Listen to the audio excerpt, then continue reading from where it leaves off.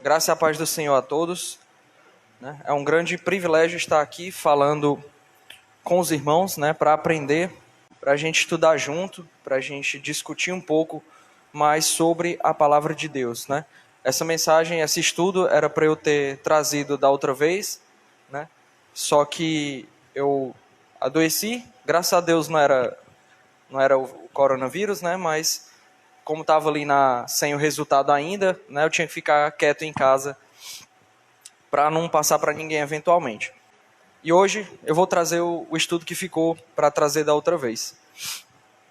Em primeiro lugar, eu gostaria de orar para que Deus pudesse abençoar esse momento e que não fosse eu, mas o Espírito Santo falando através de mim. Oremos.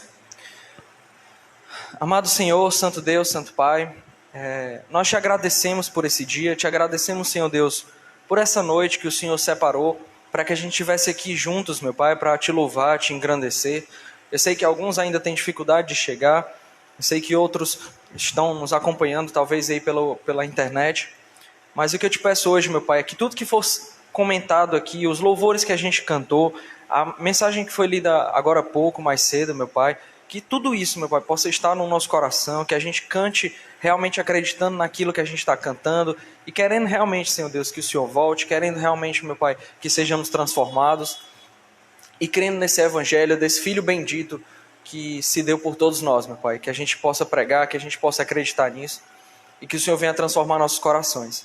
Queria te pedir em especial também, meu Pai, em nome do Teu Filho amado Jesus, que o Senhor possa falar através de mim, Perdoa, meu Pai, os meus pecados, perdoa, meu Pai, os meus desvios da Tua palavra, mas nesse momento, meu Pai, me usa como instrumento Teu, não porque eu sou perfeito, não porque eu mereço, mas, Senhor Deus, porque eu estou aqui para falar do Senhor, e eu peço que seja o Senhor e não eu falando aqui, meu Pai. Em nome de Jesus, nós choramos e pedimos, porque sabemos que o Senhor escuta. Amém.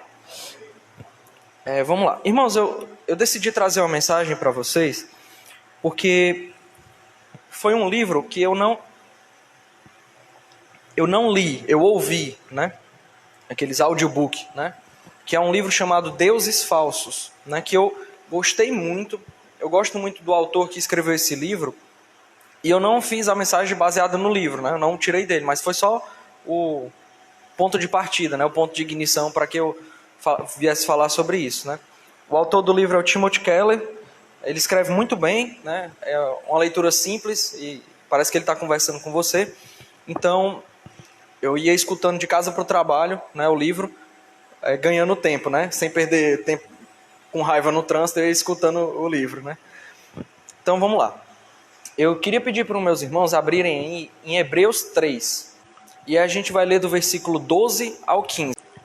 Cuidado, irmãos, para que nenhum de vocês tenha um coração perverso e incrédulo que se afaste do Deus vivo. Ao contrário, encorajem-se uns aos outros todos os dias durante o tempo que se chama hoje, de modo que nenhum de vocês seja endurecido pelo engano do pecado, pois passamos a ser participantes de Cristo desde que, de fato, nos apeguemos até o fim à confiança que tivemos no princípio.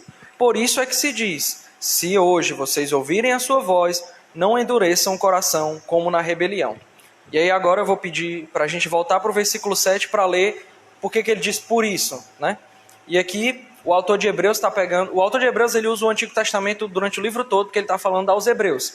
Então vamos pegar aqui a partir do versículo 7, que ele está citando Salmo 95. Assim como diz o Espírito Santo: hoje, se vocês ouvirem a sua voz, não endureçam o coração, como na rebelião, durante o tempo da provação no deserto, onde os seus antepassados me tentaram, pondo-me à prova, apesar de, durante 40 anos, terem visto o que eu fiz. Por isso fiquei irado, e contra aquela geração disse: o seu coração está sempre se desviando, e eles não reconhecem os meus caminhos. Assim jurei na minha ira: jamais entrarão no meu descanso. E é por causa disso que o autor de Hebreus diz: por isso, meus irmãos, cuidado, para que nenhum de vocês tenha um coração perverso e incrédulo. Então, a palavra a mensagem aqui, a ideia, é trazer um alerta aos cristãos, alerta aos irmãos, para que a gente não se desvie, para que a gente não comece a cultuar deuses falsos. Quem já ouviu aquela frase, o coração humano é uma fábrica de ídolos? Porque a gente está muito preocupado com os ídolos externos, de totens ou coisas que a gente pode direcionar a adoração, mas o homem, como a gente vai ver aqui, pelo tempo ele começou a adorar o ídolo de outra forma, né? Ele deixou a figura, a personificação e passou a adorar as coisas em si, né? Mas por que o homem adora, né? Por que o homem tem esse negócio de religião, de ser religioso? Se a gente lembrar lá de Gênesis, né, no começo, como foi que o homem foi formado? Deus fez os animais, isso é bom, fez pássaros, né, os animais da terra, os peixes e tal. Mas quando ele foi fazer o homem, fez lá de barro e tal, e ele soprou nas narinas do homem, né, o sopro de Deus. E o homem passou a adotar, né, a possuir algo que os outros animais não possuíam, né, que é essa ligação que faz a eternidade, né, que a gente entende que isso é a alma, né, o espírito do homem, na verdade, né, o espírito do homem que traz essa questão da eternidade. O homem tem dentro dele uma parcela de eternidade, algo maior do que a própria humanidade, a matéria, né, o corpo, essa matéria aqui. Então é por isso que o homem tem essa ligação com o divino, né, ele tem esse senso de divino na vida dele, né? Como é que você prova isso, Lucas? Você está falando isso que a sua cultura é assim? Não. Basta você olhar ao redor do mundo, todas as culturas procuravam adorar alguma coisa, né? Procuravam direcionar a adoração a alguma coisa ou alguém, né? Então a gente vê que o homem, ele foi criado de uma modo diferente dos animais. Os animais não têm uma religião, digamos assim, apesar da Bíblia trazer que eles adoram, que a natureza, né, tudo adora, louva a Deus, né, pela beleza da criação que é. Mas o homem ele tem um aspecto diferenciado, que é essa questão que ele tem um aspecto que pode se ligar com Deus diretamente. E aí, esse aspecto do homem, né, de poder buscar alguma coisa do eterno, levou o homem a buscar isso, né? Então, em primeiro lugar, o homem sente essa necessidade de buscar o divino e ele tenta saciar de alguma forma. Só que o homem também tem outras necessidades. E aí o homem começou a buscar mais essas necessidades para poder mascarar esse vazio, né? Essa coisa que ele precisava do eterno. O homem não é eterno por si, né, matéria, então ele tem essa parte eterna dentro dele, que é o espírito, e aí ele buscava saciar isso, mascarando com outras coisas, né? Hoje, se a gente pegar, por que homens se viciam, né? Por que tem vícios? Porque eles têm alguma angústia dentro de si que eles não conseguem calar, e os vícios calam essa angústia, pelo menos enquanto ele está ali. Né? Se você for conversar com alguém que tem um problema com drogas, né, ou alguma coisa entorpecente, aí você fala, eu tenho angústias, minha vida é ruim, e eu uso isso para calar, porque enquanto eu uso, estou bem. Então o homem é assim, ele tem esses desejos latentes, essas vontades dentro dele, as concupiscências, né? E aí ele busca calar essa angústia dele, saciando. No começo, né, se você for olhar para as religiões antigas, o homem construía deuses baseado nessas necessidades, né? Pegar ali a cultura grego-romana, né? É a única que eu vou saber dizer pelo menos os nomes, né? Tinha os deuses de cada coisa, né? Tinha a deusa do amor, né? Tinha a deusa da colheita, tinha o deus da guerra, tinha o deus do vinho, o deus do não sei o quê. Então ele personalizava as suas necessidades porque era aquilo que ele buscava, né? O homem ele transformou em pessoas, né? Em coisas de barro, esculturas, para poder direcionar que ele precisava saciar aquilo. Então ele deificou, tornou um deus para poder idolatrar aquilo. Com o passar dos anos, essa ideia foi ficando nos livros de histórias. E hoje parece que o homem, em vez de personificar, ele adora a coisa por si, né? Seja o amor, seja o poder, seja, né, a prostituição em si, né, a saciação da sua lascívia. Então o homem deixou de fazer deuses, pessoas, esse aqui é o deus da coisa tal. Quando você estiver precisando de tal coisa, venha para ele. E passou a adorar as coisas por si. E é por isso que a gente tem uma sociedade tão problemática que homens buscam saciar suas necessidades acima de tudo, né? A revelia de quem fosse dar mal nisso.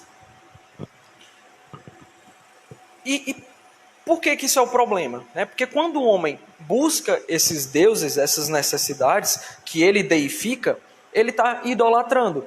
E o que é idolatrar? Né? O que é tornar uma coisa ídolo? É quando você acha que essa coisa, pode ser qualquer coisa, boa ou ruim, vai te trazer plenitude, vai te satisfazer, vai te trazer paz ou vai te trazer alegria.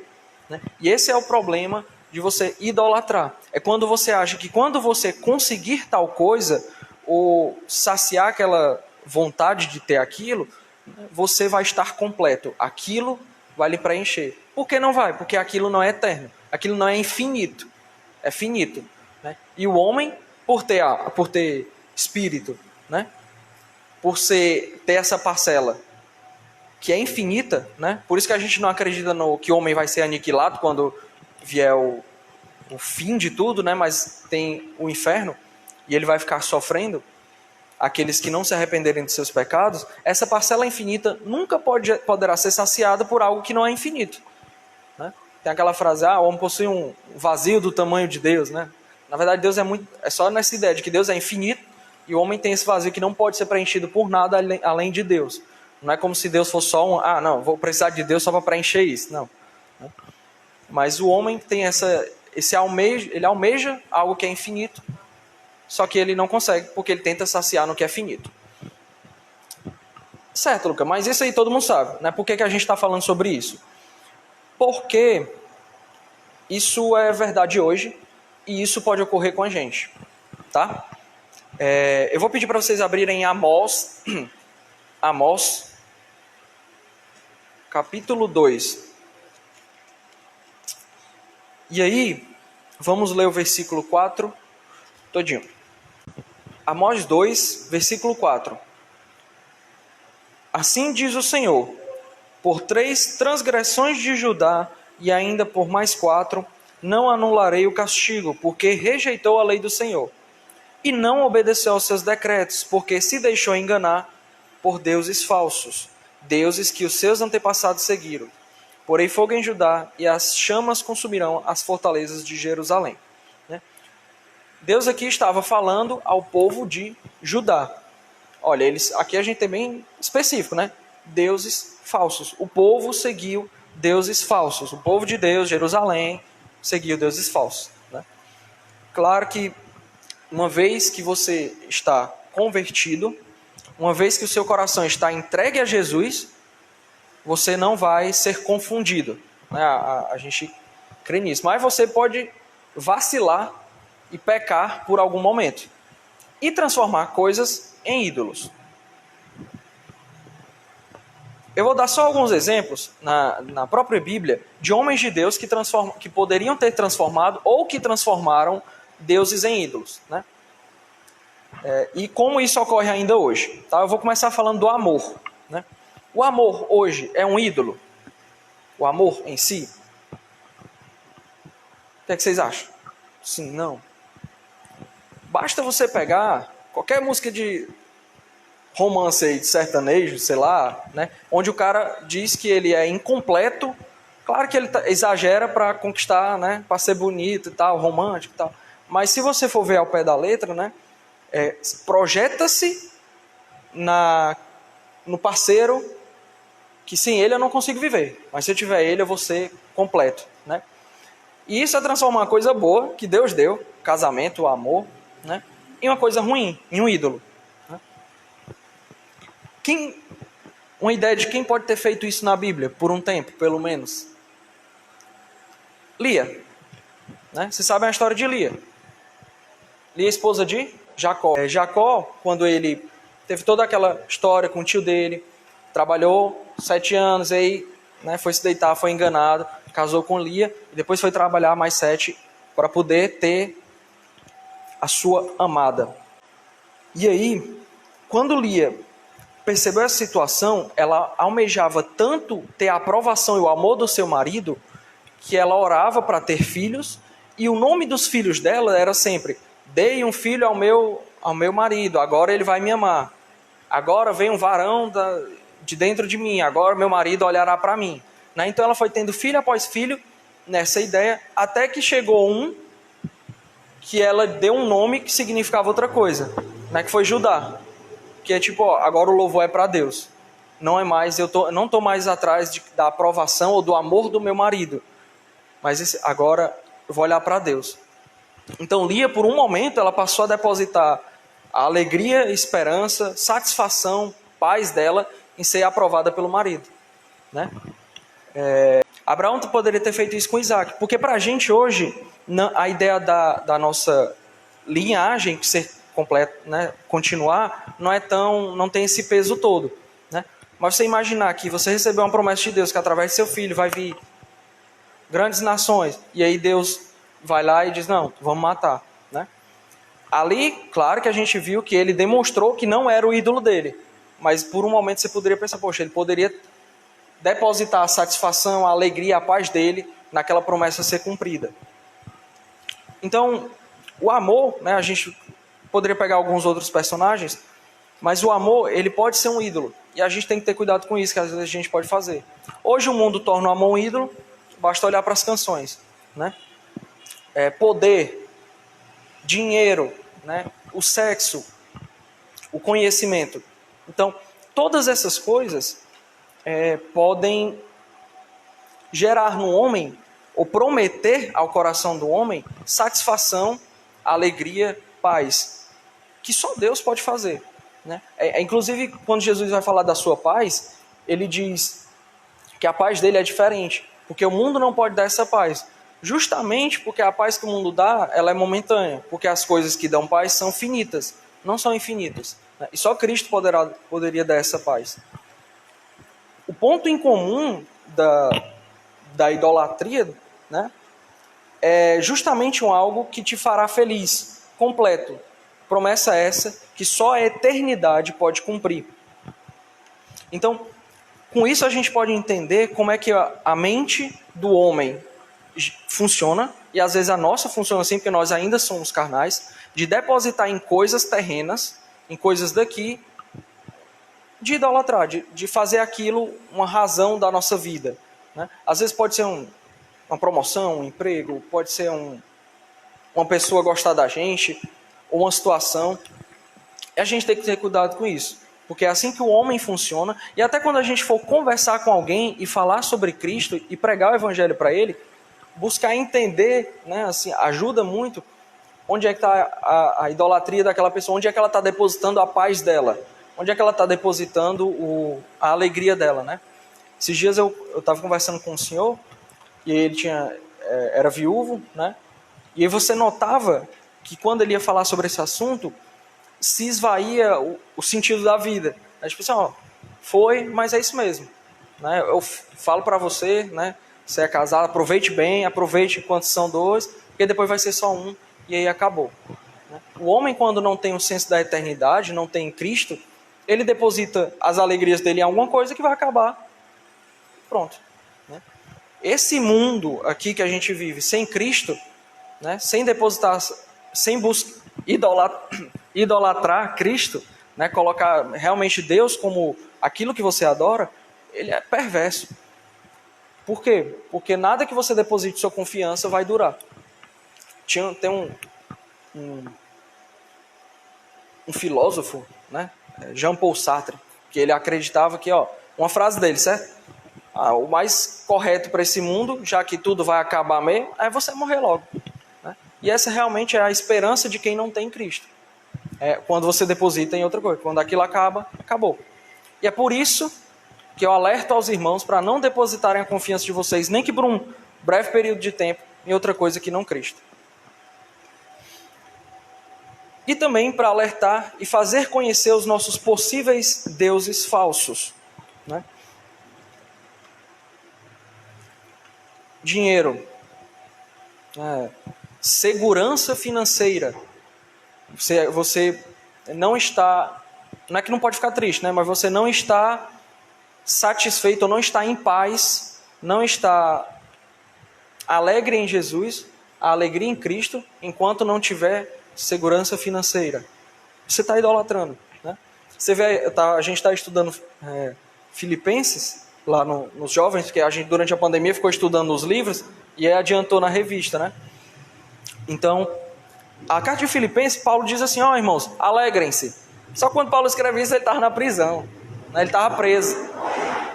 E aí ele diz, irmãos, alegrem-se. Justamente porque a alegria dele não estava na situação dele aqui, mas estava em Deus. Na esperança de que ele ia morrer e ia para o céu, ficar com Cristo. E aí fica a pergunta reflexiva, né? Você possui algum ídolo que você tem carregado? Quando Jacó saiu, levou suas 2 esposas, Raquel levou os ídolos de seu pai. Por quê? Porque ela não tinha, apesar de elas conhecerem a Deus ali, talvez por Jacó, como é que eu sei que elas conheciam Deus? Lia colocou o nome de Judá no filho dela, né? Então, quando ela carregou os ídolos, ela estava demonstrando aqui, ó, vai que esse Deus de Israel aí não funciona, eu tenho esses aqui guardados que sempre funcionaram, né? Então, esse tipo de fé não funciona. É mesmo você dizer para Deus, ó, Deus, eu confio que tu vai fazer, mas aí eu já vou dar meu jeito aqui, né? E aí faz uma coisa errada para garantir, não sei, aplica-se a N situações, né? Tipo, tem um filho com a escrava, ao invés de ter o filho com a esposa, né? Para poder, aí Deus, estou te ajudando, né? A gente sabe dessa história. Então, assim, esse é mais um alerta que eu queria trazer aos irmãos, que quando eu ouvi isso do livro foi muito edificante para mim, trazer essa ideia de que, olha, você, cristão, pode criar ídolos no seu coração. E às vezes são coisas que você não percebe. A gente já ouviu, já se prega sobre isso, mas é sempre bom ficar lembrando, né? Inclusive em Filipenses, quando Paulo vai escrever para os irmãos de lá, ele diz, ó, irmão, eu estou escrevendo isso, repetindo, mas não me cansa, porque eu sei que isso vai ajudar vocês. E aí eu peço para a gente ler mais uma vez Hebreus 3, do 12 ao 15.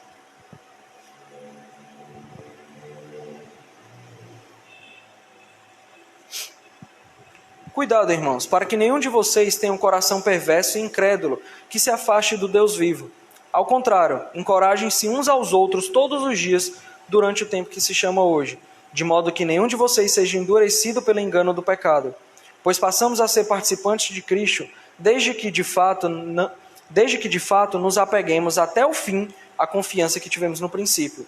Por isso é que se diz, se hoje vocês ouvirem a sua voz, não endureçam o coração, como na rebelião.